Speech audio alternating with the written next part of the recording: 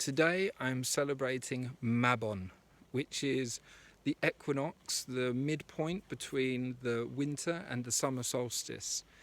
So for me this year, I'm celebrating it as the midpoint of this year because I've been experimenting with considering the start of the year not to be January the 1st, but the spring equinox, which is where life bursts out in springtime. It's the start of the zodiac. It's the beginning of Aries. It seems to be a very natural place to celebrate the initiation of life.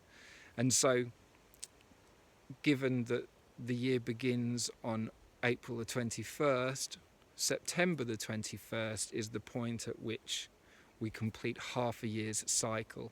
And it is there that which was born and grown and flourished through summer then dies off and falls. The leaves fall from the tree and we see this beginning of autumn. We can see things beginning to be orange and brown in the forests. The leaves are starting to fall from the trees, and we can see the nights closing in and the approach of winter.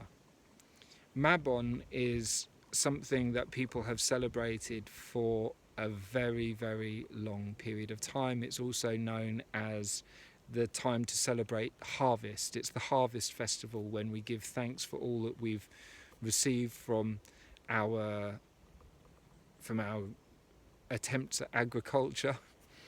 Now, I've sensed that Mabon is something that was probably celebrated even predating our agricultural times that began somewhere in the regions of 10,000 years ago. And yet I still see it now as having strengthened itself through this last few thousand years of agriculture, because it's about giving thanks for what we've managed to grow, that we've managed to sustain ourselves with, and for the harvest which is now going to hopefully take us through winter until the next spring. There's usually enough food to get people through the first part of winter, but there's something called the hunger gap, which really kicks in towards the start of spring as we're waiting for the first of our crops to flourish. So today, Mabon is an opportunity to give thanks for what we've received, to give thanks for what we're going to have in the coming months of darkness, in the hope, in the prayer that that's going to take us all the way through till the next spring. Now, for someone who doesn't really believe in hope, what I like to emphasize is the act of giving thanks for what we've received. In my garden this year, I've received many, many tomatoes and pumpkins and greens and lettuces and salads and beans. So as someone who gardens now, I feel a particular affiliation to this opportunity for us to give thanks for what nature provides.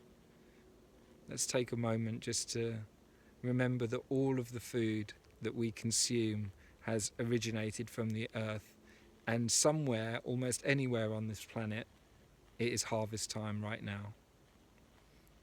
Giving thanks to this earth for the sustenance that it provides us.